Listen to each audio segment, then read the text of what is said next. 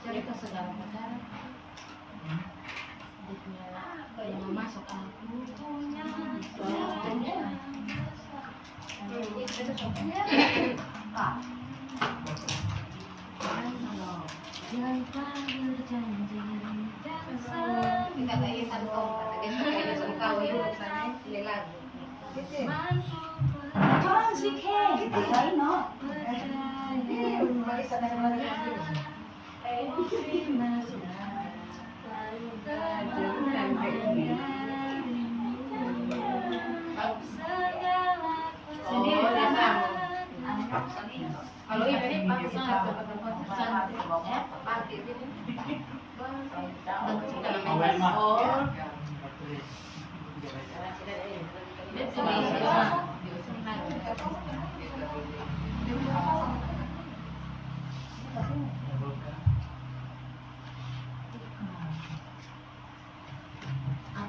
tahu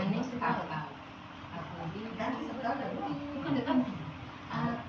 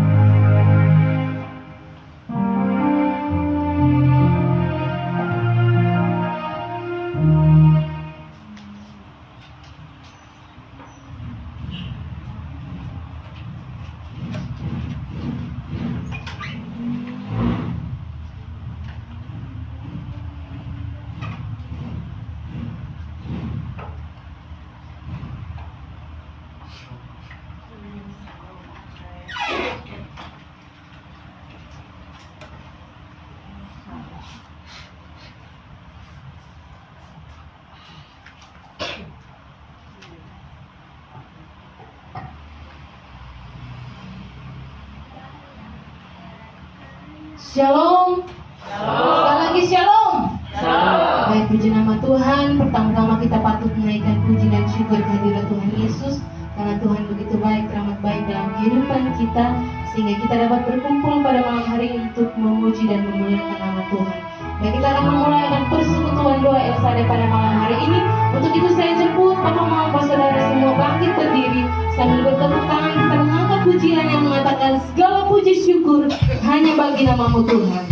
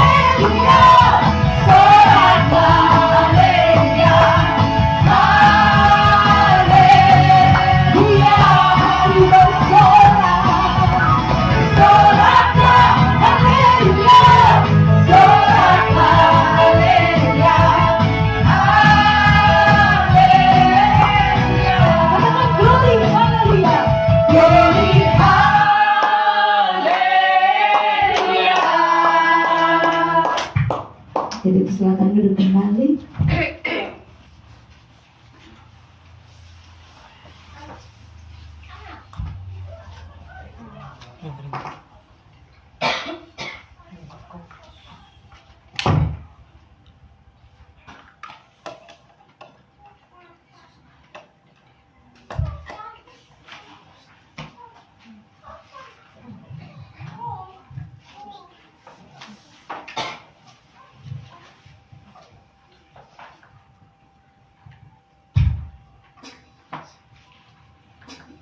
Baik Bapak Saudara yang dikasihi oleh Tuhan Yesus Kristus, kita akan memulaikan persekutuan doa ini dengan ibadat pembuka yang akan dibawakan oleh Ibu Wakil Ketua Mama Guru Raja Hanafi. Namun sebelumnya mari kita mengangkat pujian penyembahan yang mengatakan sejauh timur dan barat. Mari kita mengambil sikap yang baik dan menari dalam Tuhan.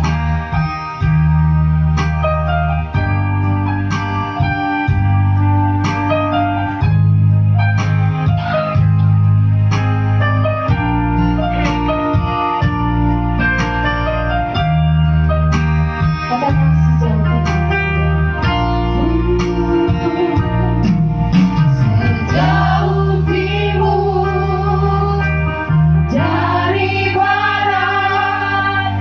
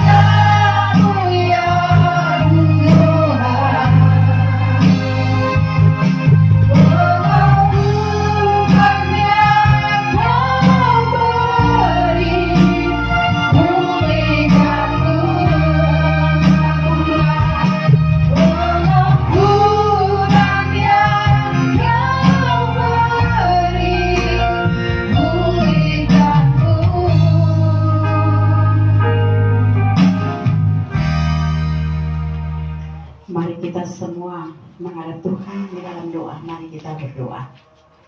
Bapa di sorga, Bapa yang selalu kami puji dan kami sembah. Di malam yang indah ini Tuhan, kami boleh bersyukur dan berterima kasih karena Engkau begitu baik bagi kami semua. Engkau begitu mengasihi kami semua, sehingga selama seminggu lamanya Tuhan menjaga, melindungi kami, sehingga sampai saat ini kami masih ada sebagaimana kami ada. Bapa di sorga, Bapa yang kami puji dan kami sembah, kami akan memulai persekutuan doa kami pada malam hari ini Tuhan. Tapi sebelum itu Tuhan, kami menyerahkan persekutuan doa ini dari awal pertengahan hingga akhirnya ke dalam tangan kasih Tuhan. Bapa di sorga, saat ini Tuhan, kami menyerahkan anak-anak Tuhan yang bertugas saat ini, baik itu pemusik, WL, singer, dan juga anak-anak Tuhan yang bertugas untuk membawakan mazmur dan ketiga beban doa. Kami menyerahkan ini semua ke dalam tangan kasih Tuhan. Mari Tuhan Yesus memberkati ini semua, sehingga sebentar dalam jam ibadat ini Tuhan, semuanya ini boleh berjalan dengan baik. Musik yang kami pakai ini Tuhan, dalam nama Yesus Engkau memberkati, sehingga biarlah jam ibadat kami pada malam hari ini boleh berjalan dengan baik menurut kehendak Tuhan. Bapa di sorga, Bapa yang kami puji dan kami sembah, saat ini juga kami menyerahkan hamba Tuhan, Mama Pendeta yang akan menyampaikan sabda Tuhan pada malam hari ini. Biarlah Tuhan memberkati hamba-Mu, Tuhan urapi hamba-Mu. Saat ini mungkin hamba-Mu dalam perjalanan, Tuhan memberkati hamba-Mu dalam perjalanan hingga hamba-Mu boleh tiba di sini dalam keadaan selamat. Biarlah apa yang sebentar hamba-Mu menyampaikan bagi kami semua, biarlah boleh menjadi suluh dan pelita bagi kami Tuhan. Bapa di sorga, Bapa yang kami puji dan kami sembah, saat ini juga kami mau berdoa bagi anak-anak Tuhan yang belum ada di sini Tuhan. Mungkin mereka masih dalam perjalanan, kami menyerahkan mereka semua ke dalam tangan kasih Tuhan. Biar Engkau memberkati mereka dalam perjalanan, Engkau mempercepat langkah mereka Tuhan, dan tibakan mereka di sini dalam keadaan selamat. Bapa di sorga, ini doa dan permohonan kami pada malam hari ini. Kami menyerahkan persekutuan doa pada malam hari ini dari awal pertengahan hingga berakhirnya ke dalam tangan kasih Tuhan. Ini doa dan permohonan kami pada malam hari ini. Mengampuni salah dan dosa kami Bapa. Dalam nama Tuhan Yesus kami berdoa. Amin.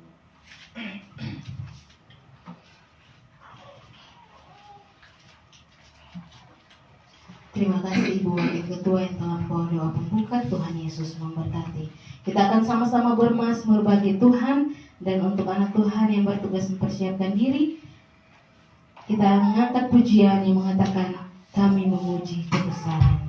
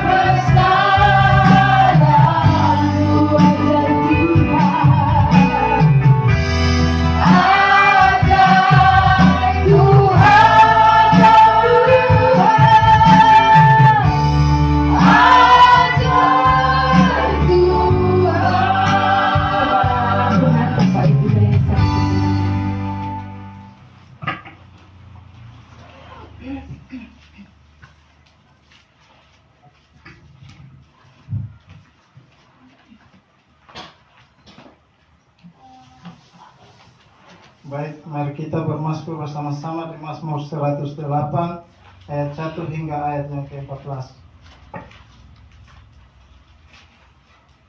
Mazmur 108 ayat 1 hingga ayat yang ke-14. Saya akan membacakan tulisan yang bercetak keluar, Bapak Mama dan Saudara membacakan tulisan yang bercetak ke dalam. Dan ayat terakhir kita membaca bersama-sama. Mazmur 108 ayat 1 hingga ayat yang ke-14. Syukur dan doa, nyanyian Mazmur Daud. Hatiku siap, ya Allah.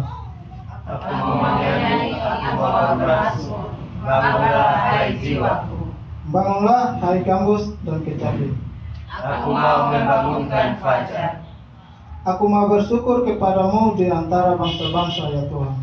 Dan aku mau bermasmur bagimu di antara suku-suku bangsa.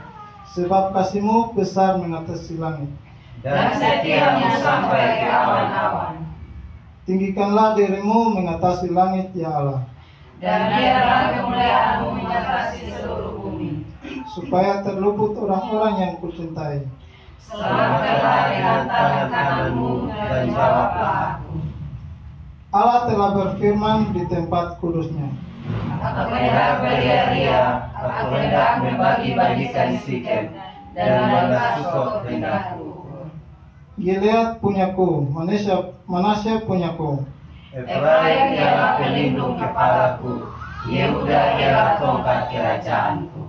Moab ialah tempat pembasuhanku. Kepada Edom aku melemparkan kasutku, dan karena Filistia aku bersorak-sorai. Siapakah yang akan membawa aku ke kota yang berkubu? Siapakah yang menuntun aku ke Edom? Bukankah Engkau, ya Allah, yang telah membuang kami? Dan yang tidak maju, ya Allah, bersama-sama bala tentara kami. Berikanlah kepada kami pertolongan terhadap lawan. Sebab sia-sia penyelamatan dari manusia. Sama-sama. Dengan Allah akan kita lakukan perbuatan-perbuatan gagah perkasa. Sebab Ia sendiri akan menginjak-injak para lawan kita. Haleluya.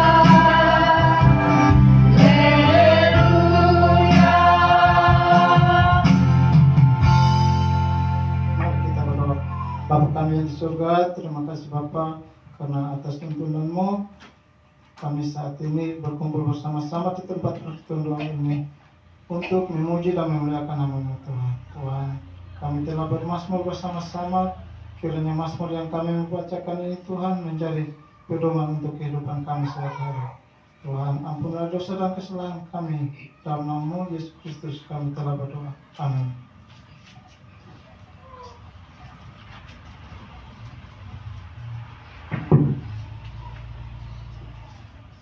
Terima kasih untuk anak Tuhan yang telah membawakan puji-pujian Mazmur. Tuhan Yesus memberkati.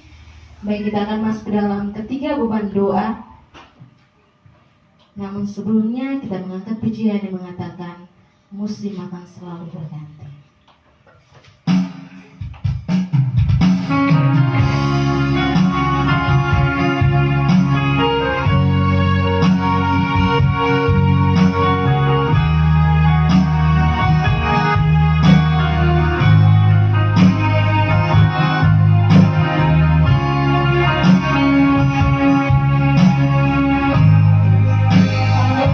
Selalu berganti.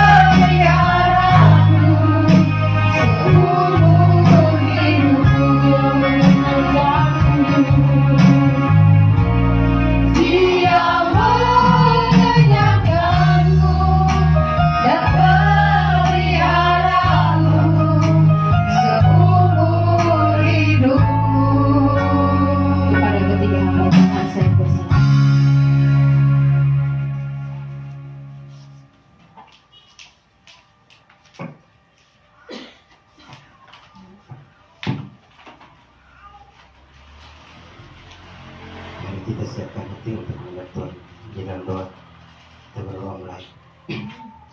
Ya Tuhan Allah Bapa kami yang ada di surga, kami mengucap syukur ya Tuhan, Engkau telah mengumpulkan kami anak-anak-Mu kembali di tempat ini ya Tuhan, guna memuliakan dan bersekutu akan firman-Mu ya Tuhan.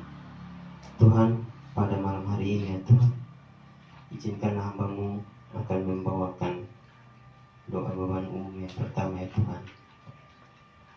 Terkhusus hamba doakan bagi penginjilan-Mu di muka bumi ini ya Tuhan.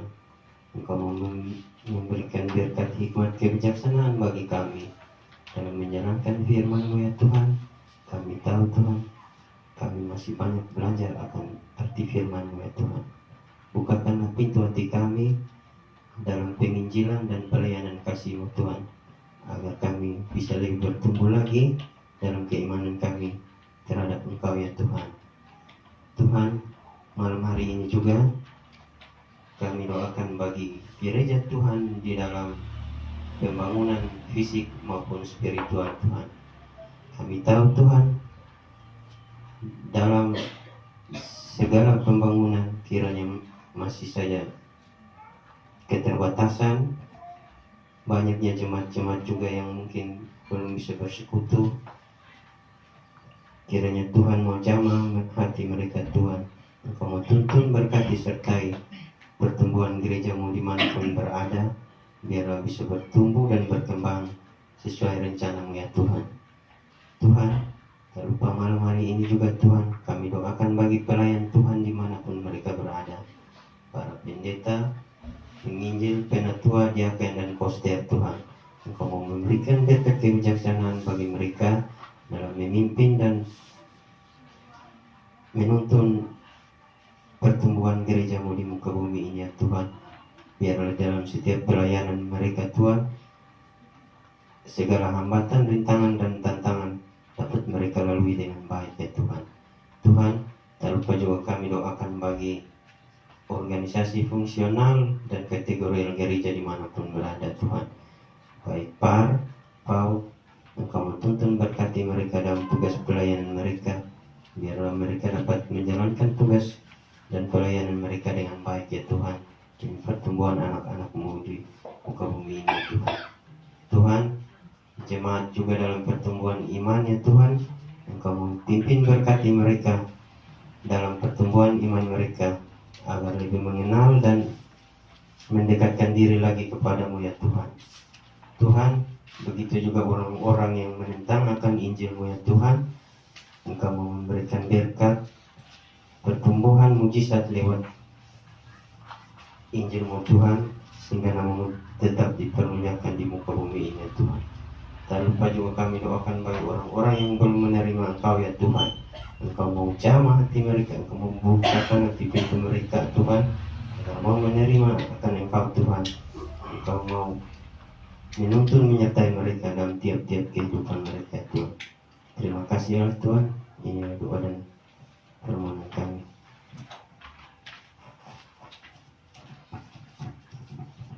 Bapa kami di surga, kami mengucap syukur Tuhan atas berkat kasih setia dan rahmat-Mu. Pada saat ini hamba akan berdoa umum yang kedua. Kami berdoa buat pemimpin bangsa, negara dalam berbagai bidang legislatif, eksekutif, edukatif, dan di pusat, provinsi, kota, dan kabupaten.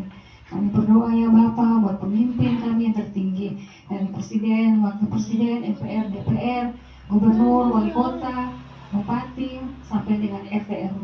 Kami serahkan mereka ke dalam tangan kasih-Mu Bapa, agar mereka dalam memimpin bangsa, negara, dan masyarakat berdasarkan kasih dan setia daripada Engkau yang Kau ajarkan kepada kami. Kami juga berdoa buat TNI dan Polri dan PNS Bapa. Kami serahkan mereka ke dalam tangan kasih-Mu Bapa, di mana mereka menjadi garda terdepan di dalam keamanan dalam bangsa dan negara kami. Kami serahkan mereka dengan keluarga mereka Bapa, agar mereka menjadi berkat bagi kami untuk keluarga mereka ya Tuhan. Terima kasih banyak Bapa. Kami juga berdoa pada Engkau Tuhan buat orang-orang yang berusaha pada sektor swasta dan informal. Kami dengan kondisi keuangan, dengan ekonomi yang sekarang ini begitu berat Tuhan, tetapi kami yakin dan percaya Bapa, selalu ada berkat yang Kau sediakan bagi setiap usaha dan mereka ya Bapa. Kami berdoa juga buat keamanan dan kerukunan warga Kota Kupang Tuhan. Kami serahkan semua ke dalam tangan kasih-Mu Bapa. Biarlah kami sebagai warga masyarakat Kota Kupang selalu hidup rukun, damai dan harmonis dan toleransi satu dengan yang lain, meskipun kami berbeda-beda agama. Kami juga berdoa ya Bapa buat peperangan, pertikaian antar bangsa dan suku dan agama. Biarlah semuanya itu dapat berakhir dengan baik Tuhan, karena Engkau tidak pernah membedakan kami ya Bapa. Bapa kami di surga, kami juga berdoa buat bencana alam yang terjadi di dalam maupun di luar negeri. Kami serahkan semuanya itu ke dalam tangan kasih-Mu Bapa. Biarlah Engkau yang mampu menolong dan memberkati setiap orang-orang yang berdampak terhadap bencana ini Tuhan. Kami serahkan semuanya ini ke dalam tangan kasih-Mu Bapa. Biarlah doa umum ini Engkau mau sucikan dan Engkau mau bungkuskan dalam tangan kasih-Mu Tuhan.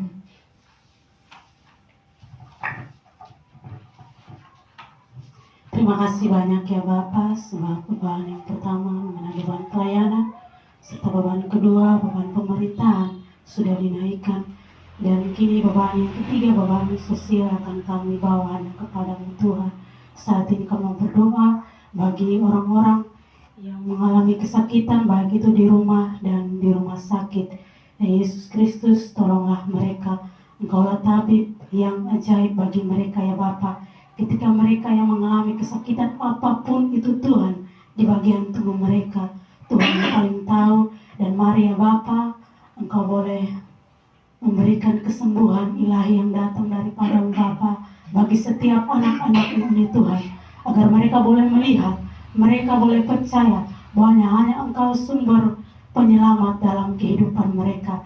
Berkati orang-orang yang merawat mereka, entah itu tenaga medis ataupun keluarga sekalipun ya Bapa, agar mereka tetap kuat dan tetap menopang keluarga yang sedang sakit. Terima kasih ya Tuhan, kami berdoa bagi fakir miskin, duda, janda, yatim piatu, orang-orang yang terlantar yang membutuhkan pertolongan. Tuhan, inilah anak-anak-Mu yang membutuhkan kasih-Mu Tuhan. Ketika mereka ditinggalkan oleh kekasih mereka, orang-orang yang mereka cintai, mereka tidak punya siapa-siapa ya Tuhan, tetapi mereka punya Engkau sebagai sumber pertolongan bagi mereka. Mari Tuhan kuatkan mereka, apa yang mereka butuhkan, mari Tuhan cukupkan. Kami berdoa bagi orang-orang yang ditindas dan mencari keadilan, serta keluarga Kristen. Ya Bapa di surga, kami percaya Engkau adalah hakim yang adil. Ketika setiap anak-anak-Mu ini Tuhan, mereka mencari pertolongan demi pertolongan tidak mereka temui. Mereka mencari keadilan demi keadilan tidak mereka temui. Mari Tuhan tolong mereka, supaya mereka dapat melihat keadilan yang nyata yang berasal daripada-Mu ya Tuhan. Kami juga berdoa bagi orang-orang yang terikat oleh kuasa gelap, narkoba, HIV/AIDS, free sex, LGBT, perokok miras, aborsi, dan pesta pora. Inilah setiap anak-anak-Mu Tuhan, mereka yang hidup dalam kegelapan. Mari Tuhan tolong mereka, panggil mereka ya Bapa. Berikan mereka kesadaran dengan cara-Mu yang heran dan ajaib itu ya Tuhan. Terima kasih Tuhan, kami juga berdoa bagi orang-orang yang cacat fisik maupun mental.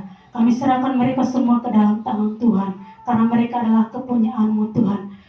Di dalam setiap kelemahan mereka, kekurangan mereka, keterbatasan mereka, kami percaya Tuhan Engkau sudah menyiapkan yang terbaik bagi mereka, untuk mereka boleh menjadi kepujian bagi nama-Mu ya Bapa. Terima kasih Tuhan. Inilah setiap beban-beban kami yang kami sudah naikkan kepadamu, sesungguhnya tidak sempurna, tetapi kami percaya di dalam nama-Mu selalu ada kesempurnaan. Dan biarlah apa yang kami doakan bukan kehendak kami yang terjadi, tetapi kehendak Bapa yang terjadi. Demi nama Yesus Kristus kami telah berdoa hanya kepada Bapa di surga. Amin.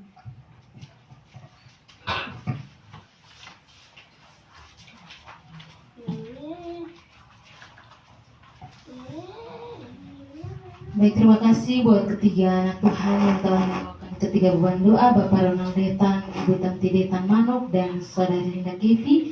Tuhan Yesus memberkati. Baik, dengan demikian ruang kesaksian saat ini saya buka.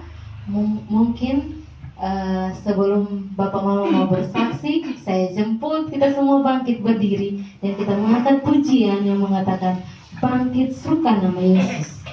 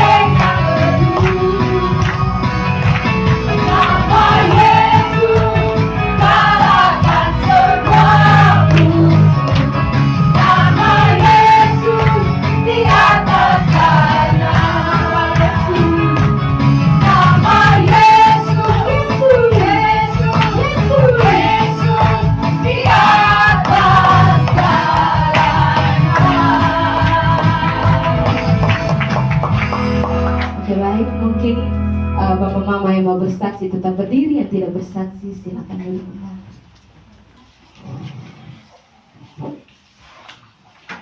Oke, langsung saja dari Mama Welma untuk membawakan kesaksiannya.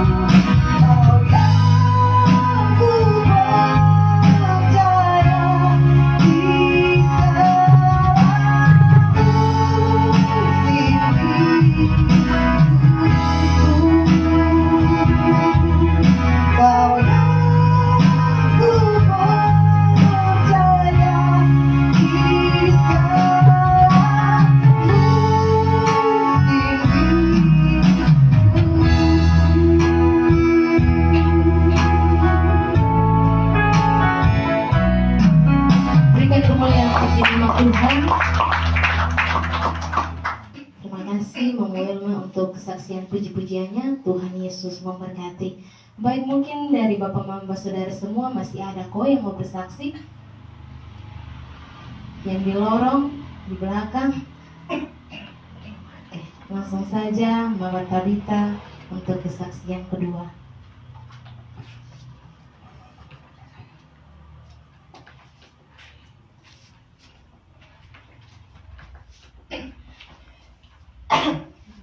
Salam.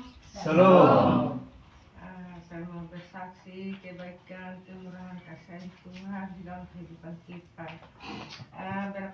Berapa bulan yang lalu tuh saya tidak datang bersama-sama adik saya di sini karena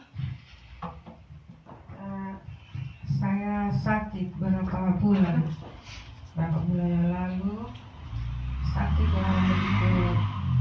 Saya rasa mau orang bilang soalnya ada lah begitu, tapi percaya Tuhan tuh selalu ada bersama-sama saya dengan suami dan anak-anak. Saya tetap mengucap syukur kebaikan Tuhan tuh. Kalau bukan karena Tuhan berarti saya tidak ada sampai hari ini bertemu dengan saudara-saudara di sini. Saya rasa saya pun sakit itu sakit yang terlalu banyak, batu empedu lagi, tak kuju. Ini kata dokter bilang ini lever. Jadi sekarang ada sementara saya rawat saya punya lever di saudara. Nah, akhir mana saya sudah begini lama, saya ikut ibadah lagi, jadi saya beradu. Saya mesti dengan adik saya di PDN Sada dulu. Karena begitu rasa sakit, kalau secara manusiasa mereka susahnya yang itu sakit begitu berat yang saya rasakan. Tapi ini karena pertolongan Tuhan kita masih ada bersama-sama kakak adik bersaudara semua, itu karena cinta kasih sayang Tuhan. Nah, itu yang saya rasakan, kebaikan Tuhan yang begitu baik dalam kehidupan saya rasakan saudara. Dan saya mau karena begitu besar kasih sayang Tuhan di dalam kehidupan saya mau bersaksi saya punya sakit yang begitu dalam, begitulah kebaikan Tuhan. Jadi saya mau menyanyi satu lagu. Saya juga menyanyi, saya ambil dari Kidung Jemaat di saudara.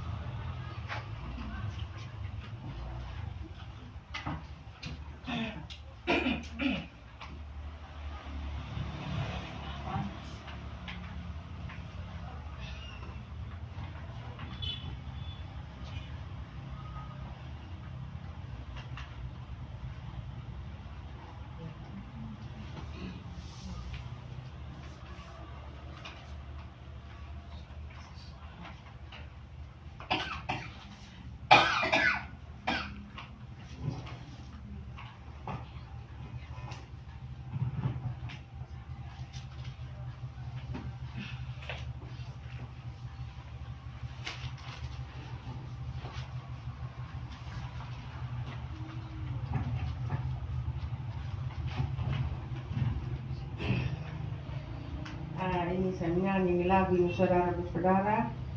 Saya juga orang yang saya juga tidak sekolah. Saya punya sekolahnya hanya kelas 1 SD saja, baru saya ke orang tua meninggal. Jadi jatuh bangun juga.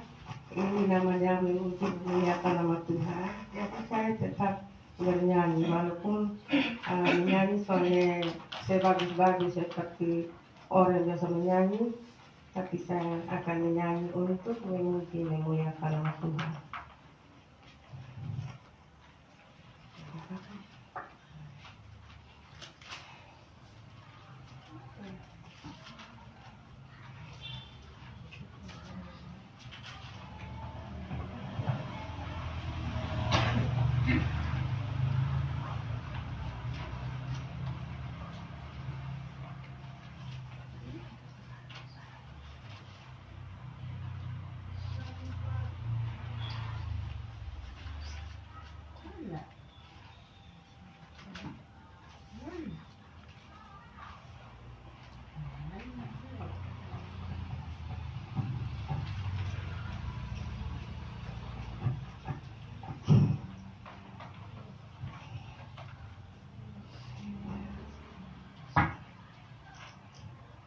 Ku puji nama Tuhan dalam kerendahanku. Aku puji Allah Bapa sampai selama-lamanya. Meskipun saya susah dalam dunia yang fana, aku rindu ikut Yesus sampai selama-lamanya. Ku puji nama Tuhan dalam kerendahanku. Aku puji Allah Bapa sampai selama-lamanya. Meskipun susah sengsara dalam dunia yang fana, aku rindu ikut Yesus sampai selama-lamanya. Itu yang saya bisa nyanyi, saudara.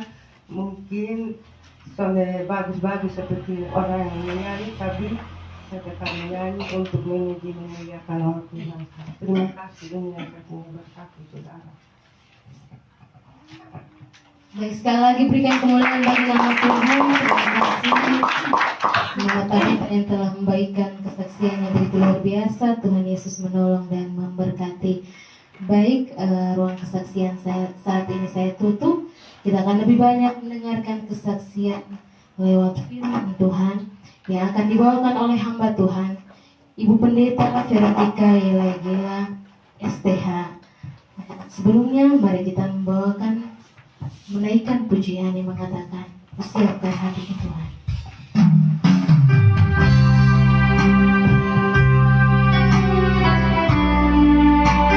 Mari kita mengambil sikap yang baik dan menghadap Tuhan. Katakan, "Persiapkan hati Tuhan."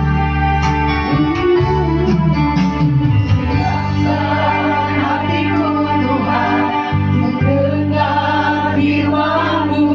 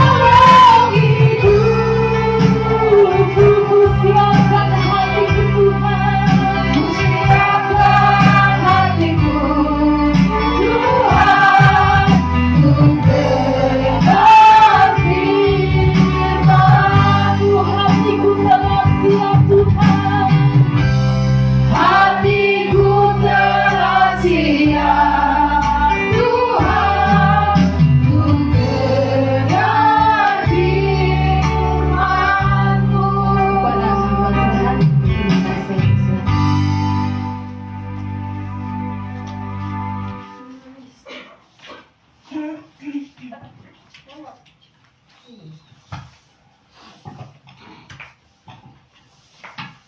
satu dalam doa, mari kita berdoa. Kami siap ya Tuhan. Kami percaya kesiapan kami terlalu terbatas.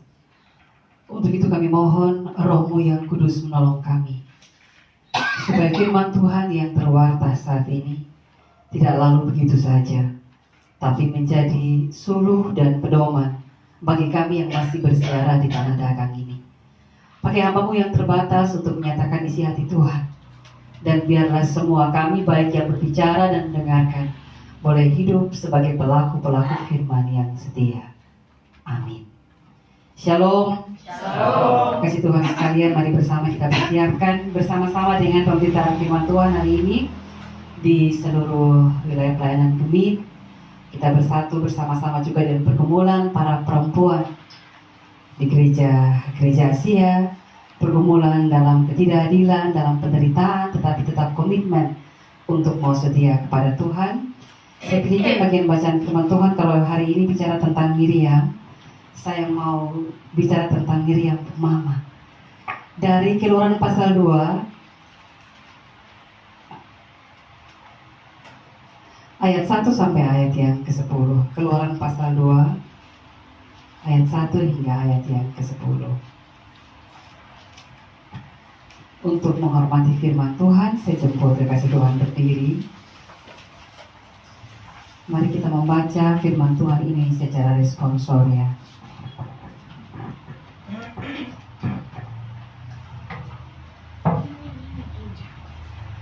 Saya membaca bagian ayat yang ganjil, kekasih Tuhan baca ayat yang genap. Musa lahir dan diselamatkan. Seorang laki-laki dari keluarga Lewi kawin dengan seorang perempuan Lewi. Lalu menyambutlah ia dengan seorang anak laki-laki. Ketika ia melihat bahwa anak itu cantik, disembunyikannya 3 bulan lamanya. Tetapi ia tidak dapat menyembunyikannya lebih lama lagi, sebab itu diambilnya sebuah peti pandan, dipakalnya dengan gala-gala dan ter, diletakkannya bayi itu di dalamnya, dan ditaruhnya peti itu di tengah-tengah teberau di tepi sungai Nil. Katanya perempuan berdiri di tempat yang agak jauh untuk melihat apakah yang akan terjadi dengan dia. Maka datanglah putri Firaun untuk mandi di sungai Nil. Sedang dayang-dayangnya berjalan-jalan di tepi sungai Nil. Lalu terlihatlah olehnya peti yang di tengah-tengah teberau itu. Maka disuruhnya hambanya perempuan untuk mengambilnya. Ketika dilihatnya bayi itu, dan apakah anak itu menangis, sehingga jelas kasihannya kepadanya, dan berkata, "Tentulah bayi saya." Lalu bertanyalah kakak anak itu kepada putri Firaun, akan kupanggilkah bagi tuan putri seorang inang penyusu dari perempuan Ibrani untuk menyusukan bayi ini bagi tuan putri? Sahut putri Firaun kepadanya, "Baiklah, lalu pergilah dari situ mengambil bayi." Maka berkatalah putri Firaun kepada ibu itu, "Bawalah bayi ini dan susukanlah dia bagiku, maka aku akan memberi upah kepadamu." Kemudian perempuan itu mengambil bayi itu dan menyusuinya. Ketika anak itu telah besar, dibawanya kepada putri Firaun, yang mengangkatnya menjadi anaknya, dan menamainya Musa, sebab katanya, "Karena aku telah menariknya dari air." Demikian jauh bacaan sabda Tuhan. Berbahagialah kita semua yang mau taat setia kepada apa yang Tuhan sabdakan. Silakan duduk kembali, kasih Tuhan sekalian. Berteman dengan Derika, tema dalam pemberitaan firman Tuhan pada saat malam hari ini dalam ibadah persekutuan doa El Shaddai. Sekali lagi Shalom. Shalom. Saya mau berterima kasih kekasih Tuhan sekalian buat kesempatan. Saya ini kali yang ketiga, kalau tidak salah, dan ini kali saya datang dengan Pak Pendeta. Terima kasih Bapak. Bagi saya mengawali perenungan ini hal yang manis dari Tuhan, karena setelah Tuhan mengizinkan kami melayani dari satu mimbar ke mimbar yang lain, saya sedikit bercerita di tempat pelayanan kami mulai dari masa vikaris saya di Momere, Bapak Pendeta di kala itu di Sumbawa, lalu kemudian penempatan setelah pentabisan itu saya di Rabe, Bapak Pendeta di OEKK dan Oenaka di Desa Rabeka di Amarasi Timur. Melayani masih di satu desa lain kampung, lalu kemudian kami dimutasi ke Batam.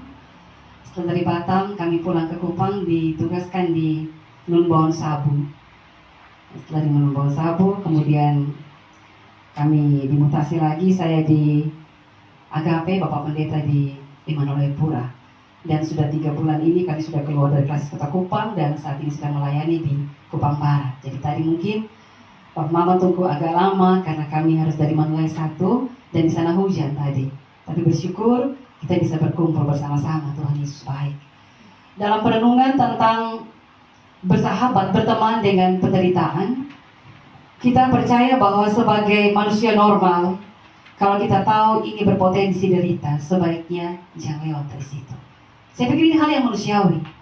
Tapi di dalam beriman kita taruh pemahaman. Tidak ada salib tanpa derita. Konsekuensi kita orang percaya ialah berjalan pikul salib. Kan Tuhan tidak bilang, jauhkan salib itu dari jalanmu dan ikutlah aku. Tapi Tuhan bilang, sangkal dirimu, pikul salib dan ikutlah aku.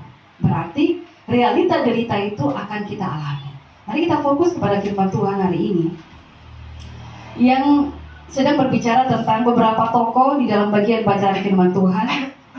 Dan firman Tuhan hari ini juga bicara tentang ada Yokebed, ada putri Firaun, ada Miriam.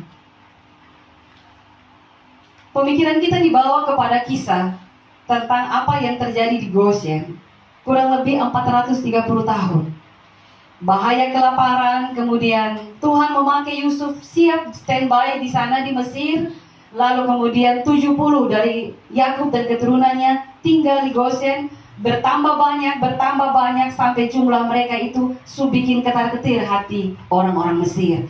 Daerah pertanian mereka semakin luas, jumlah mereka semakin bertambah, timbul ketakutan dalam diri orang-orang Mesir. Kemudian Firaun kasih keluar satu keputusan untuk genosida orang-orang Ibrani atau orang-orang Israel. Bunuh anak-anak laki-laki yang terlahir dari perempuan Ibrani. Ternyata bahwa Pua dan Sifra tidak kerjasama. Sebagai bidan yang membantu perempuan-perempuan Ibrani melahirkan, mereka lebih takut kepada Tuhan. Sisi manusiawi mereka lebih kuat. Saya sengaja menyampaikan ini untuk kembali mengingatkan kita dalam cakrawala berpikir kita bahwa di tengah-tengah situasi yang kadang kita tidak bisa pilih ada di situ, Tuhan mau kita punya peran yang tidak biasa. Tuhan mau kita bergerak dengan gerakan-gerakan sorga, yang artinya bahwa jujur, benar, kendati pun situasi mengajak kita, berbisik kepada kita, tipu-tipu sedikit saja tidak apa-apa. Tapi Pua dan Sifra mengambil keputusan tidak. Sisi manusiawi mereka melihat ini anak-anak tidak bersalah. Ini anak-anak ini kasihan. Kemudian mereka memberikan pertanggungjawaban. Ini perempuan-perempuan Ibrani ini lebih kuat. Kita belum sampai dong melahirkan habis. Maka bisa dipahami kemudian masih ada laki-laki Ibrani yang terlahir dan dibesarkan.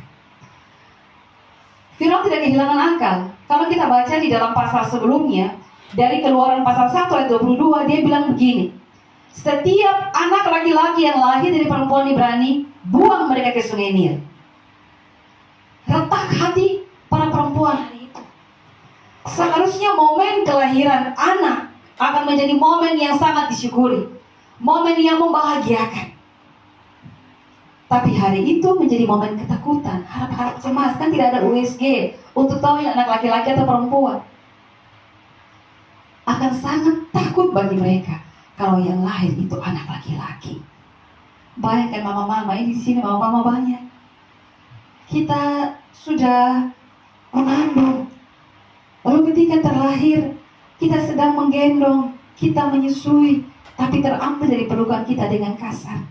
Kalau diambil dan dipisahkan, tapi kita tahu dia hidup, Hati kita sakit, tapi kita masih terhibur karena dia masih hidup. Tapi kita menjadi saksi mata untuk kematian bayi yang tidak bersalah, yang harusnya tangan kita bisa melindungi. Tapi oleh kekuasaan Mesir, tangan-tangan perempuan Ibrani, laki-laki Ibrani tidak berdaya. Kesakitan itu tambah besar. Kita perkecil lagi ruang lingkup dalam keluarga Amram dan Yokebed. Ada 3 anak yang terlahir di situ. Ada Miriam, Harun, dan Musa. Jarak antara mereka itu bertahun. Miriam ke Harun jaraknya 3 tahun. Miriam ke Musa jaraknya 7 tahun. Kita kemudian berpikir tentang bagaimana Yokebed sebagai mama harus membesarkan dia pun anak-anak di tengah-tengah tekanan penindasan. Karena bukan dia sendiri. Banyak perempuan Ibrani harus hidup di dalam tradisi lisan yang bilang begini, ajarkanlah anak-anakmu turun-temurun tentang takut akan Tuhan, tentang Allah yang esa, Shema Israel itu. Tanamkan dalam diri mereka. Ketika engkau duduk, ketika engkau berbaring, pokoknya jadi sebagai darah daging dalam hidup mereka. Supaya walaupun mereka ada di pengasingan, mereka ada di pembuangan, mereka ada dalam tekanan, mereka tetap hidup dalam percaya bahwa Allah yang esa itu hadir dalam hidup mereka. Kembali kepada perjuangan seorang Yokebed, bahwa dia membesarkan anak-anaknya dalam tekanan. Saya membayangkan bagaimana dia bersahabat dengan putri sematawayangnya, Miriam. Bagaimana dia mengajari Miriam supaya Miriam jangan tiba dodol dengan orang lain nih. Tolong supaya jangan ada yang tahu. Tapi kalau derap langkah tentara Mesir lewat itu pasti juga dong-dugdah juga. Jangan sampai kan ketahuan ini anak laki-laki. Kau mau disembunyikan sampai kapan? Mungkin dia pun paras terlihat seperti anak perempuan karena dibilang cantik. Tapi kan dia anak laki-laki. Tangisannya semakin hari semakin besar. Kita bisa membayangkan Mama Yokebed ini gendong, susui dia, bujuk-bujuk. Tapi mau sampai kapan? Di dalam derita dan tekanan dalam situasi itu, dia terus membangun imannya. Dia terus hidup di dalam pengharapan seperti namanya. Allah adalah kemuliaan. Yokebed artinya Allah adalah kemuliaan. Maka dia percaya bahwa Allah yang adalah kemuliaan itu akan membela dia dalam setiap situasi-situasi berat yang dia hadapi, tanpa mengabaikan peran dari Amram sebagai seorang suami. Dari perikop bacaan firman Tuhan bilang, seorang laki-laki dari keluarga Lewi kawin dengan seorang perempuan Lewi. Kita ingat tentang Lewi, suku yang dikhususkan untuk melayani Tuhan. Bahwa Tuhan tidak pernah ingkar janji tentang pembelaannya terhadap suku yang dia khususkan ini, yang tidak mendapatkan warisan secara khusus, tetapi mendapatkan jaminan dari Tuhan sendiri. Maka terhadap kehidupan mereka, Tuhan turun tangan. Dia, Yokebed, menolong anak-anaknya ini dengan tradisi iman yang sangat kuat. Kita bayangkan kalau kita punya iman hidup, itu kita akan sangat kreatif, Mama. Kita tidak akan menjadi orang yang mengalah hanya untuk kalah. Tapi kita akan menjadi orang yang lebih kuat. Dan kekuatan itu akan menolong kita untuk tenang, tidak terlihat orang Kupang bilang garagas, tidak membabi buta. Tetapi keheningan kita, ketenangan kita sedang membawa kita kepada baik itu refleksi diri, baik itu introspeksi diri, tetapi juga menolong kita untuk bertumbuh di dalam penderitaan kita, menjadikan iman kita itu iman yang kreatif. Kenapa saya bilang begini? Karena Yokebed dan Amram pasti memikirkan, ini anak semakin besar, bagaimana dia pun kehidupan nanti? Mereka pasti berumur bersama-sama. Kemudian memikirkan tentang satu keranjang yang dipersiapkan, yang dibungkus dengan tel, yang dari luar itu dipasang gala-gala. Itu katanya untuk bikin buaya yang ada di Sungai Nil itu. anti dan Musa bisa terluput dari serangan ini, dari ancaman ini. Ini hal yang kekasih Tuhan, kalau kita punya iman tidak bertumbuh di dalam penderitaan, kita akan cenderung menyerah. Apalagi kita seorang perempuan, seringkali kan dominan perasaan. Ya mungkin mama-mama di PDL Sadai tidak dominan perasaan, terlalu kuat mungkin. Tapi mama-mama di tempat yang lain mungkin tertekan, menderita, menangis, sehingga setelah mereka menangis, mereka tidak mendapatkan solusi atas derita mereka. Mereka tidak berteman dengan derita mereka. Mereka anggap derita itu musuh. Padahal derita itu bagian dari proses realita kehidupan yang tidak bisa kita sangkali dan ingkari. Perjalanan yang berbahaya itu kemudian diambil sebagai sebuah keputusan. Ini beresiko. Dia tidak membuang anaknya di Sungai Nil seperti perintah dari Firaun, tetapi dia mengerjakan sebuah peristiwa iman, sebuah perbuatan iman, yang dia tahu bahwa Allah Israel tidak akan tinggal diam. Dia tahu bahwa ketika dia tidak mengikuti satu perintah yang salah, Allah membela orang yang benar. Ketika dia menjawab sebuah ketidakadilan di tengah-tengah proses mereka sedang menjadi bangsa budak di tanah Mesir, Tuhan hadir sebagai Allah yang adil yang membela dia. Maka hal ini kemudian kita renungkan, kekasih Tuhan sekalian. Seringkali berhadapan dengan situasi yang tidak adil itu kan kita lebih banyak menuntut Tuhan. Tuhan cepat bertindak. Waktunya sekarang Tuhan. Kita kasih Tuhan bahkan waktu menurut takaran kita. Tuhan bertindak sekarang dan harus sekarang. Libatkan orang ini Tuhan. Dan kalau tidak, saya tidak akan percaya lagi pada Tuhan. Begitu kejamnya kita menjalani hidup beriman dan memposisikan diri sebagai derita musuh, Tuhan yang paling bertanggung jawab atas penderitaan kita. Kita lupa. Dari awal Tuhan sudah bilang,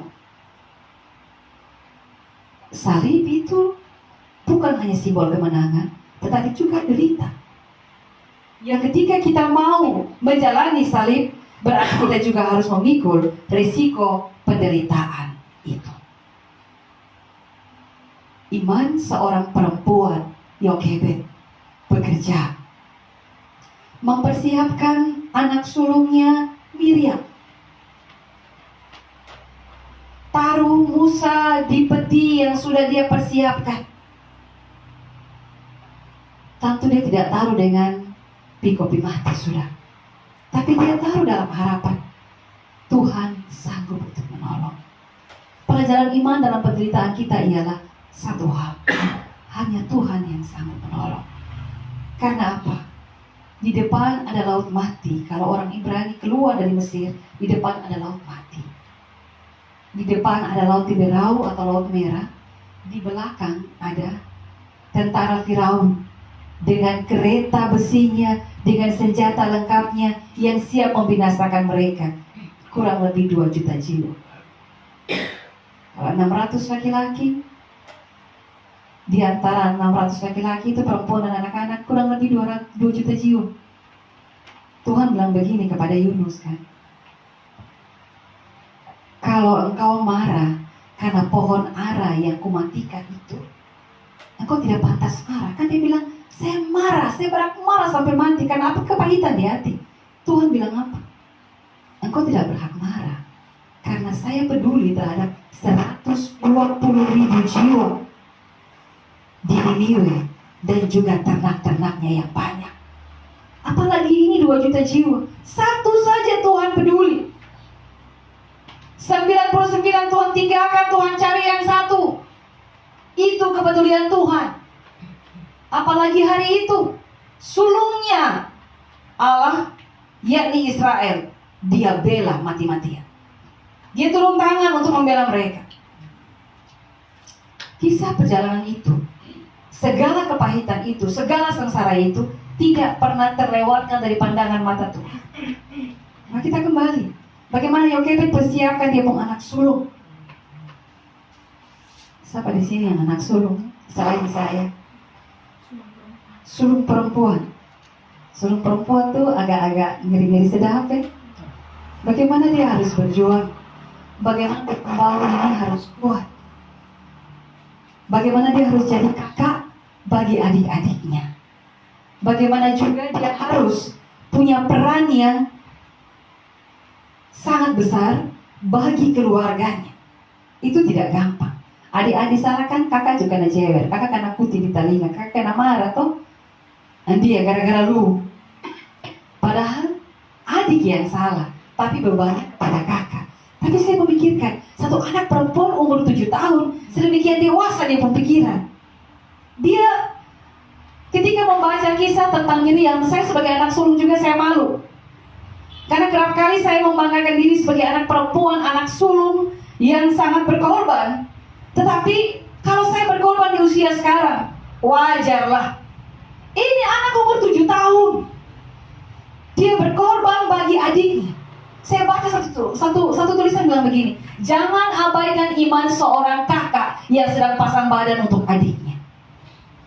Di tepi sungai Nil, di antara semak-semak, anak kecil ini, dia berjuang dalam doa, harap-harap cemas untuk dia bawa adik yang ada di sana, yang sedang terancam bahaya. Ada doa tulus yang dia ucapkan, Tuhan, tolong adik saya. Tuhan bekerja dalam kerapuhan kita. Tuhan bekerja melebihi segala pemikiran kita, segala takaran kita, segala standar kita. Tuhan kerja lewat dari itu. Tuhan mempersiapkan semua. Melalui keluarga Amram dan Yokebed, Tuhan persiapkan 3 pemimpin besar dalam kisah Exodus. Miriam, Harun, terutama Musa. Tuhan tidak taruh langsung dia di istana Firaun. Ketika putri Firaun berjumpa dengan Musa, kita lihat skenario ilahi yang luar biasa. Pembelajaran iman yang kemudian membuat satu pribadi itu kuat dalam penderitaan, kemudian membuat dia sanggup untuk berdamai dengan keadaan-keadaan sulitnya. Saya tuh suara sampai di sana kok mama, tidak usah pakai mic ya, supaya agak sedikit pukul-pukul sedikit. Jadi kita melihat bahwa ketika Tuhan mempersiapkan segala sesuatu, Tuhan persiapkan dengan sangat matang, tidak tiba-tiba terjadi. Dalam iman saya, ketika saya bergumul sebagai seorang pelayan Tuhan, saya mempercayai selalu ada pra-kejadian. Ada pra-peristiwa dulu, baru peristiwa ini terjadi. Sudah dari jauh-jauh hari Tuhan kasih rambu-rambu, Tuhan kasih peringatan, tidak pernah tiba-tiba. Tuhan terlalu baik. Dia Bapa yang baik yang mempersiapkan kita. Maka sebelum 3 anak ini berdiri sebagai pemimpin besar, mereka dipersiapkan oleh Tuhan secara hebat oleh keluarga beriman. Kita bisa membayangkan Miriam bisa punya keputusan, anak yang lahir dibesarkan dalam trauma perbudakan. Dia menghadapi cambuk, bagaimana dia lihat laki-laki berani dicambuk, bagaimana dia lihat darah, dia lihat kematian, dia lihat orang-orang sebangsanya dalam penderitaan. Tetapi itu tidak menjadi alasan untuk dia hidup dalam trauma. Kekasih Tuhan sekalian, kita bisa punya keputusan untuk keluar dari trauma. Yang pertama, kita bisa hidup dalam kepahitan masa lalu, dan itu kita akan mati dalam trauma kita. Atau kita keluar dengan jujur dari kepahitan kita. Kita berseru, Tuhan tolong. Sambil diri kita juga kita bawa keluar. Yang pertama itu ialah berdamai dengan masa lalu kita. Pikiran kita ini yang masih ada dalam derita masa lalu, tekanan masa lalu yang berat, ada kepahitan demi kepahitan yang belum selesai. Selesaikan itu dan hadapi hari ini, karena Tuhan tidak pernah ciptakan kita untuk hal-hal yang salah dan gagal. Ada amin? Tuhan ciptakan saya dan saudara-saudara untuk rencana yang jauh lebih besar.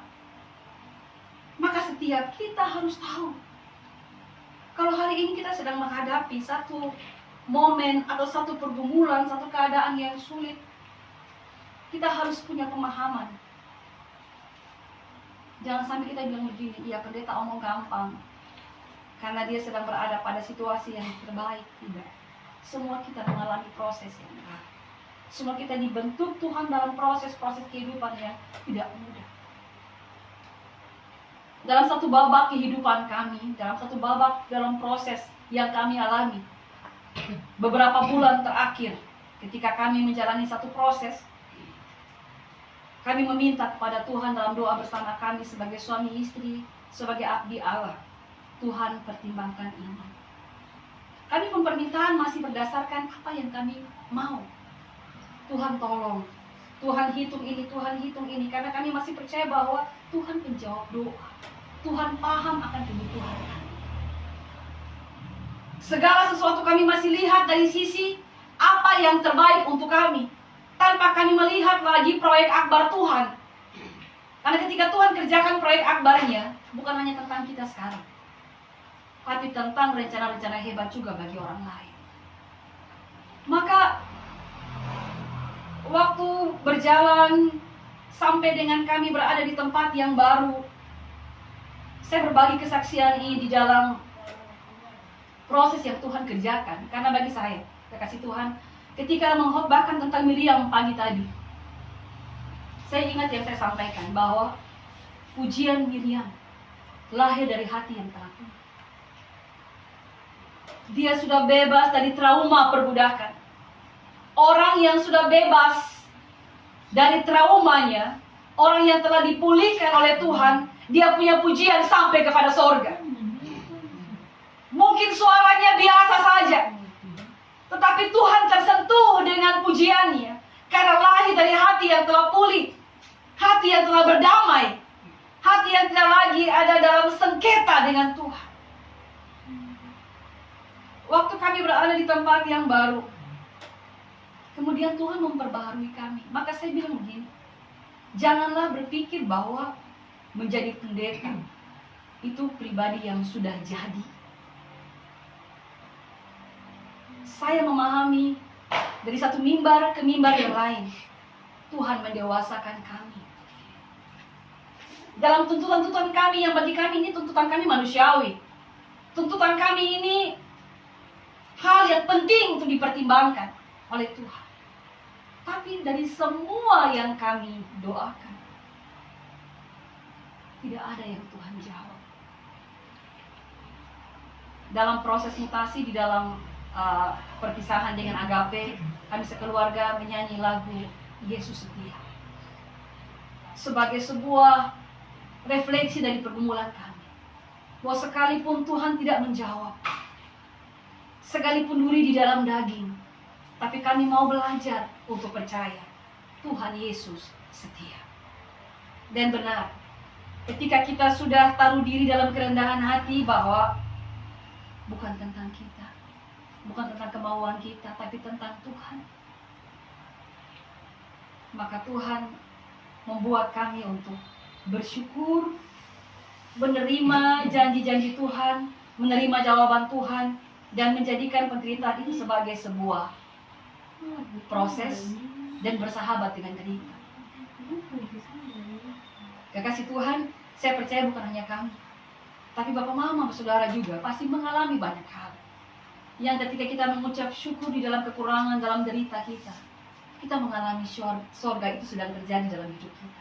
Kita mengalami pemerintahan Kristus, kehendak Allah sedang memerintah hidup kita. Yokebed alami itu. Yokebed menang. Dia nama tidak banyak dicatat, mungkin 2 kali saja disebutkan. Dan sebagai salah seorang pahlawan iman yang disebutkan di dalam Ibrani pasal 11.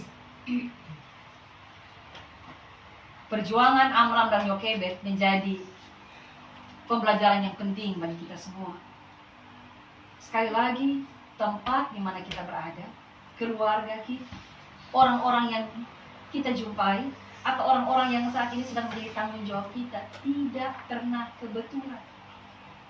Tuhan sedang percayakan mereka untuk kita. Saya ingat ketika berdoa untuk seorang ibu yang anaknya ketika kerja di PLN itu pasang kabel listrik, kemudian dia jatuh dari ketinggian yang kemudian menyebabkan dia tulang belakang ini bermasalah, lalu dia tidak bisa jalan lagi. Sudah 6 tahun ini dia kakinya menggantung berdiri saja. Tapi setiap kali bertemu ibu itu, dia selalu tersenyum. Dia tersenyum bukan dia anggap remeh ini penderitaan, tapi dia telah berdamai dengan derita ini. Ketika melihat anak itu, hati saya juga berbisik, kasihan. Dia seusia anak kami. Seharusnya dia sedang berada pada keadaan menikmati masa mudanya. Hal yang sama juga kami belajar ketika kami mendoakan mereka yang ada di ruang cuci darah. Ada satu orang anak ketika didoakan, ini anak muda ini, dia pun tubuh kekar sekali, tapi dia pun dalam mata ini sudah merah, pembuluh darah matanya sudah pecah.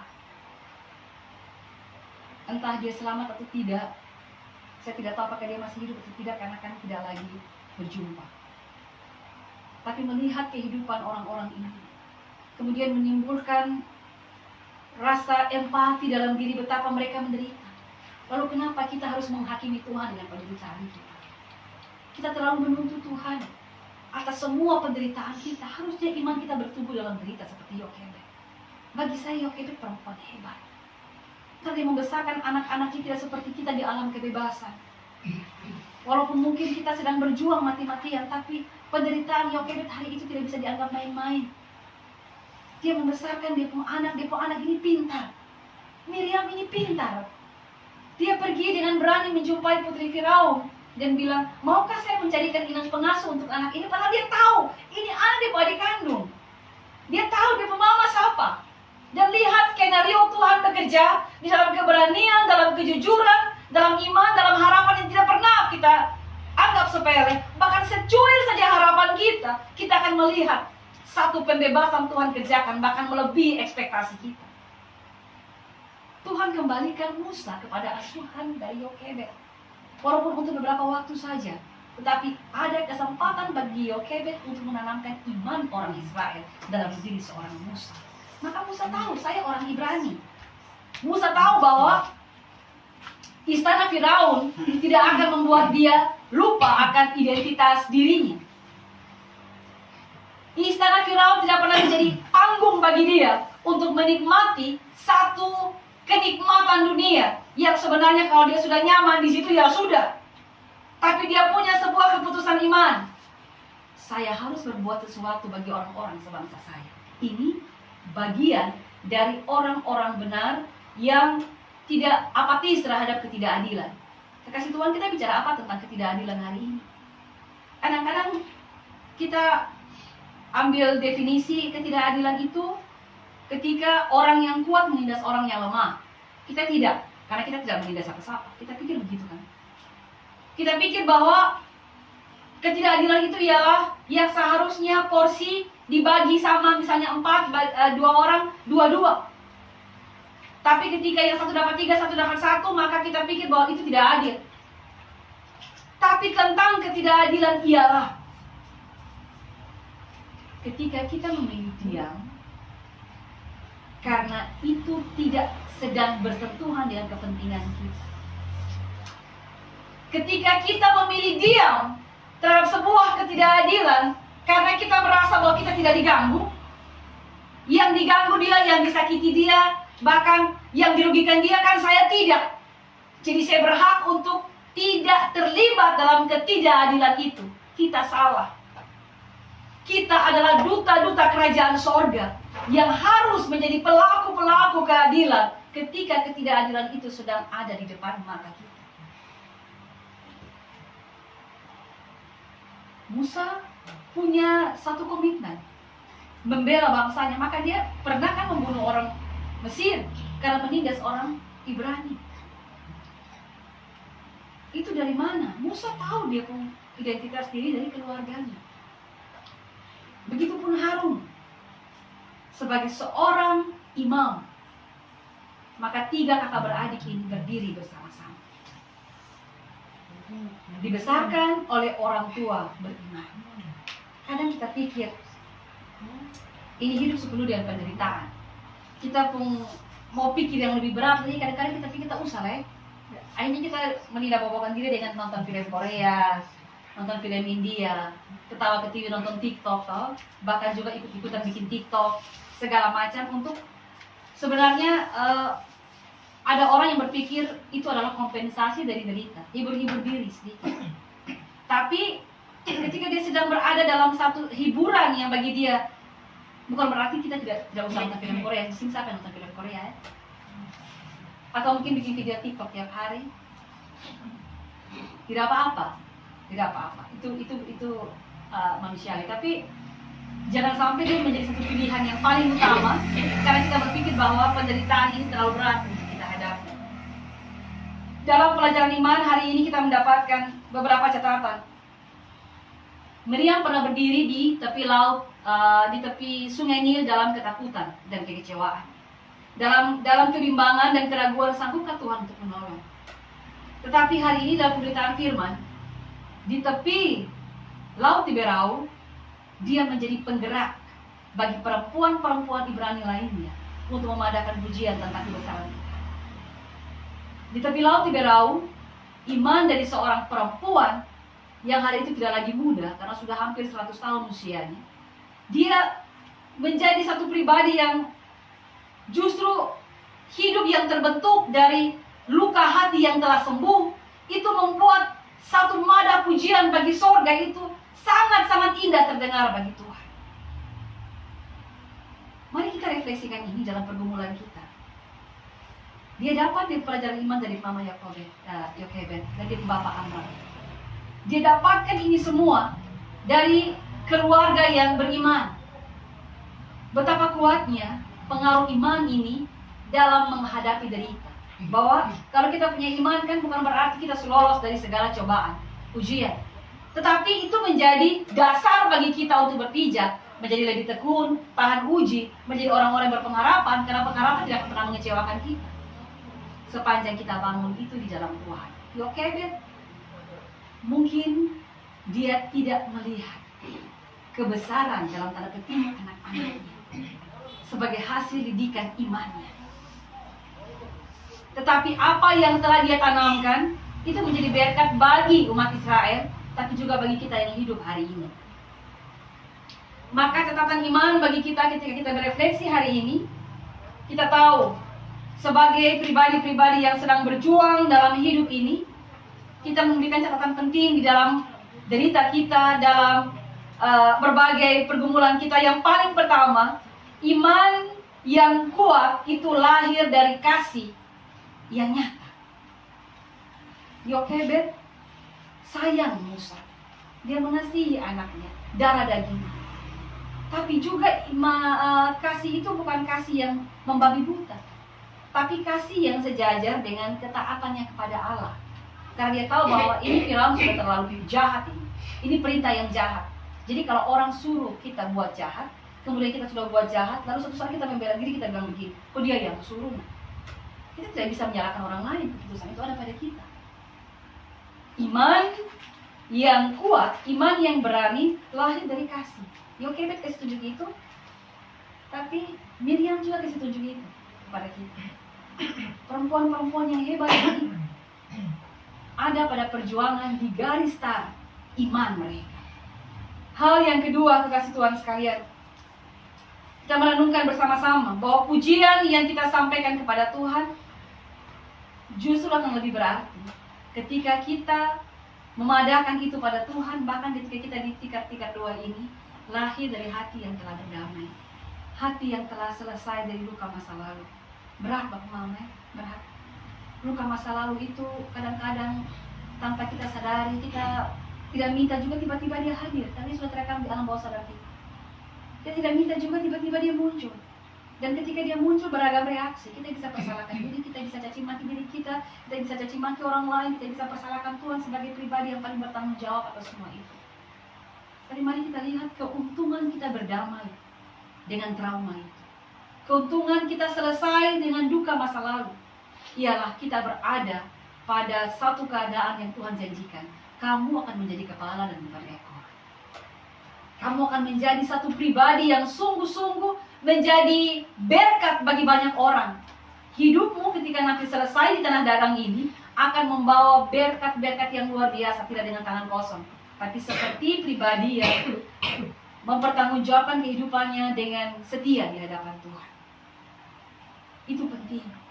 Pujian yang lahir dari hati kita yang tidak mempersalahkan siapa-siapa lagi. Ada orang yang bilang begini, beta semati rasa dalam penderitaan semati rasa. Ada yang bilang begitu. Kalau di sini pernah bilang begitu. Saking dia terlalu sakit, dia bilang beta semati rasa. Sama kayak lagu Ambon bilang beta mati rasa tuh. Tapi Kalau mati rasa itu kita biarkan, itu bahaya. Kalau iman kita tidak lagi digugat oleh sebuah kesadaran, itu bahaya. Kasih ingat diri kita, cubit kita pun diri ini. Dalam arti, gugat kita, biarkan sakit itu membuat kita sadar bahwa ini cara Tuhan bikin kita dewasa. Ini cara Tuhan bikin kualitas iman kita semakin jadi kepala dan bukan ekor. Itu Tuhan kita punya maksud. Tuhan tidak pernah menghukum kita, bahkan sekalipun mereka ada di Goshen, di tanah perbudakan. Kita ingat toh, 430 tahun. Di tahun-tahun pertama, sampai dengan Nabi Yusuf sudah mati, memerintahlah Firaun yang sudah lupa tentang jasanya Yusuf. Akhirnya orang Ibrani ditindas di Mesir.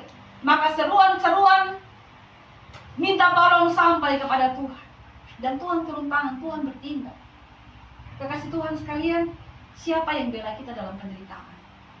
Hanya Tuhan yang sungguh-sungguh membela kita. Jadi jangan agungkan mati rasa itu sebagai satu hal yang menjadi kompensasi dari penderitaan kita, bahwa kita sumarah. Karena saya pernah mendengar ada yang bilang begini, saking tersakitinya, maka dia merasa hambar di dalam hidup. Dia hambar. Dia ke gereja dia hambar, dia dengan orang lain dia hambar, dia dalam keluarganya dia hambar. Hambar-hambar itu kira-kira enak. Oh, makan yang hambar-hambar kan tidak enak. Sebenarnya di dalam iman kita belajar penderitaan itu sebenarnya menjadi cara Tuhan untuk membawa kita kepada sebuah kehidupan yang punya standar surga. Saya dan saudara-saudara hari ini dipanggil untuk menghidupi satu pujian, hormat bagi Tuhan. Bahkan kita pendoa-pendoa syafaat bagi negeri ini, bagi gereja ini, bagi tempat di mana kita berada. Kita menjadi pendoa syafaat. Tapi ingat, pendoa syafaat jangan sembarang pendoa syafaat. Di tikar doa ini Tuhan mempertanyakan kita, sudah selesaikah kita seperti Yokebed? Sudah selesaikah kita dari masa lalu kita seperti Miriam? Supaya ketika kita berdoa bagi orang lain, doa itu sampai kepada surga. Ada yang bilang doa itu menembus langit. Doa kita sampai kepada Tuhan, karena kita sudah selesai dengan diri kita sendiri. Tuhan yang baik memberkati kita semua untuk melangkah dalam penderitaan kita, menjadikannya sebagai teman, tidak menjadikannya sebagai musuh, tapi berdamai dengan keadaan kita karena percaya Tuhan tidak pernah tinggal diam atas setiap situasi perjuangan kita, karena Dia Allah kita yang hidup. Amin. Mari kita berdoa. Bapa di sorga, terima kasih. Kami ada hari ini. Kami bergumul hari ini dengan semua situasi kehidupan kami. Mungkin ada di antara kami yang sedang bergumul dalam situasi-situasi yang tidak mudah. Mungkin kami seorang perempuan Kristen yang sedang pasang badan untuk orang-orang yang kami kasihi. Dan kami tidak pasang badan main-main, kami pasang badan dengan sepenuh hati. Waktu kami pasang badan, kami terluka Tuhan. Karena semua hantaman itu diarahkan kepada kami. Kami sakit. Kami sedang ada di dalam situasi-situasi yang berat, Bapak. Mungkin kami kehilangan dukungan, kami kehilangan pengakuan. Tetapi semua itu tidak akan menjadi alasan bagi kami untuk menyerah dan meninggalkan percaya kami kepada Tuhan. Karena dalam situasi apapun ada Tuhan yang bela kami. Ada Tuhan yang tidak akan tinggal diam terhadap semua perjuangan yang sedang kami jalani sekarang. Bapa, kami minta ampun kalau selama ini kami merasa diri kami benar. Kalau selama ini kami melihat hidup derita kami menghadapinya dari sisi derita kami, dari sisi sakit hati kami memandang Tuhan. Kami menyalahkan Tuhan dari sisi kerapuhan kami, karena kami selalu mau yang baik-baik saja. Kami belajar dari iman seorang Yokebed. Kami belajar dari iman seorang Miriam.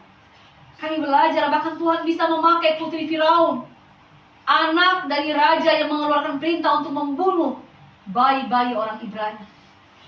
Tuhan bisa pakai ini. Musuh Tuhan pakai untuk menolong. Betapa kuatnya Engkau, Bapa. Betapa luar biasanya Engkau, ya Tuhan. Tidak seperti apa yang kami pikirkan. Karena kami selalu pikir Tuhan kerja, kami mau Tuhan kerja. pakai cara kami, pakai standar kami, pakai ukuran kami. Akhirnya kami terjebak. Kami terjebak sampai kepada kepahitan. Kami terjebak dalam kehidupan tanpa ucapan syukur. Kami semakin menjauh dari sorga. Kami semakin menjauh dari suara Tuhan. Akhirnya kami mati rasa. Kami punya keadaan hambar dalam iman. Dan kami pikir kami benar. Kami mulai melupakan Tuhan pun mau dalam hidup kami. Kami mulai melupakan orang-orang yang kepada mereka kami bertanggung jawab. Mungkin hari ini kami bapak, kami mama, kami istri, kami suami, kami anak, kami saudara. Kami ingat, kami punya tanggung jawab untuk orang-orang yang kami kasihi. Maka untuk pikul beban itu sampai tuntas, selesai dengan diri kami dulu. Selesai dengan kepahitan kami dulu. Trauma, kebencian, hal-hal yang sedang menggerogoti iman kami, menggerogoti batin kami. Kami mohon di dalam nama Yesus, Tuhan cabut semua ini Bapa. Supaya ketika kami berdoa di tikar doa ini, kami layak berdoa untuk mereka yang selalu kami doakan. Karena doa bukan sebuah formalitas. Doa adalah sebuah keheningan. Doa adalah sebuah relasi dengan Tuhan. Maka ketika kami menghubungkan diri kami dengan Tuhan atas nama mereka yang sedang kami doakan, kami tidak sekedar berdoa sebagai lip service, tapi kami berdoa sebagai mereka di hadapan Tuhan. Terima kasih Bapa. Berkati kami Tuhan untuk melangkah dalam pergumulan iman kami. Kasih kuat kami pun bahu untuk kami pikul beban salib. Karena kalau ini untuk kemuliaan Tuhan, maka Tuhan akan bilang suatu saat, masuklah dalam kesukaan Tuhanmu. Karena Tuhan kenal kami. Terima kasih Bapa. Kami berdoa hari ini juga untuk setiap pribadi yang sedang tundukkan kepala, yang sedang punya beban masing-masing ini, yang sedang membawa pergumulan sakit kah? Sedang bergumul tentang anak-anak, sedang bergumul tentang keadaan ekonomi dalam keluarga, sedang mungkin berada di dilema Bapa, di simpang jalan mau pergi kemana, karena merasa terlalu pahit dengan hidup, kemudian menjadi statis dalam perjalanan. Tuhan, Engkau Bapa kami yang baik. Engkau tahu kami anak-anak-Mu. Bahkan sebelum kami berseru, Tuhan tahu kami sedang rapuh. Kami sedang tidak baik-baik saja. Kami berseru kepada Tuhan. Mungkin selama ini kami pengelutut belum sungguh-sungguh bertelut di hadapan Tuhan. Mungkin di tikar doa kami duduk, kami berlutut, tapi lutut ini belum menjadi lutut yang berdoa dengan sungguh dan sepenuh hati. Masih ada dendam, masih ada kecewa, masih ada hal-hal yang belum selesai dengan diri kami. Tuhan, tolong kami, agar kami mau dikoreksi seperti Miriam dikoreksi ketika dia cemburu dan iri hati kepada adiknya sendiri. Dia selesai. Ada konsekuensi, tetapi Tuhan memberikan pengampunan. Itu yang paling penting. Kami para pendoa diampuni Tuhan dulu. Kami bertobat dulu, supaya kami boleh ada pada satu etape, satu masa di mana kami berdoa bagi orang lain dengan hati yang telah dipulihkan. Terpuji nama-Mu Tuhan untuk firman-Mu. Kekuatan Tuhan sempurna. Hamba-Mu yang terbatas sudah selesai menyampaikan firman Tuhan malam ini. Tapi kuasa Tuhan tidak akan pernah selesai dengan kami sampai kami mencapai tujuan Tuhan untuk menjadi penghuni kerajaan sorga. Berkati kami Tuhan untuk hidup dalam perkataan-perkataan-Mu yang sempurna. Amin.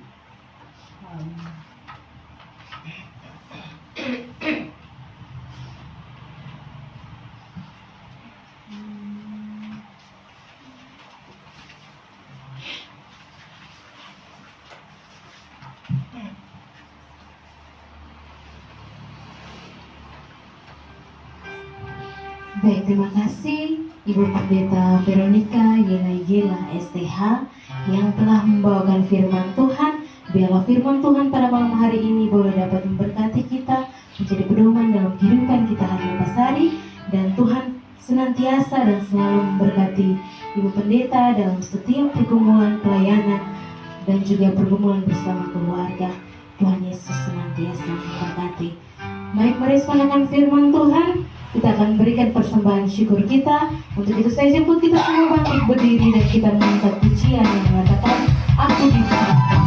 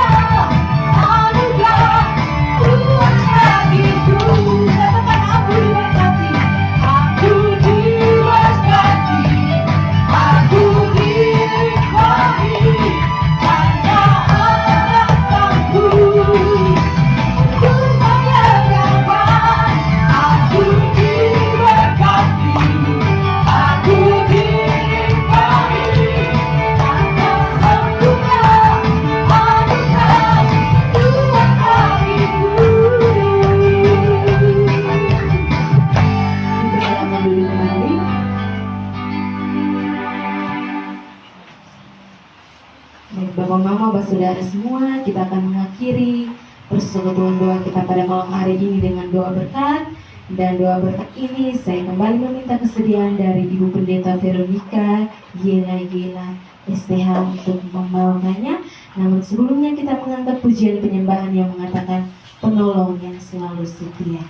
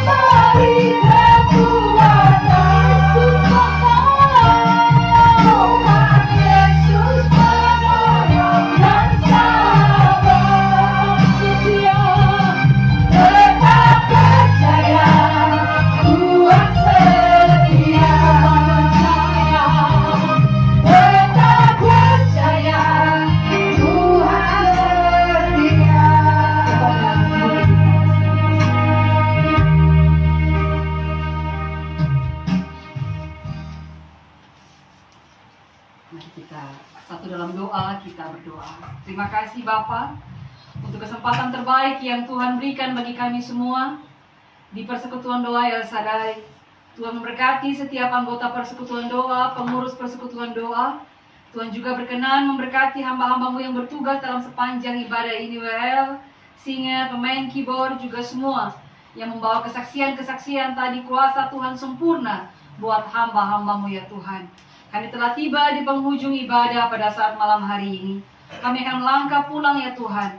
Tuhan berkati semua kami yang melangkah pulang. Baik kami yang berjalan kaki, kami yang berkendaraan dekat maupun jauh.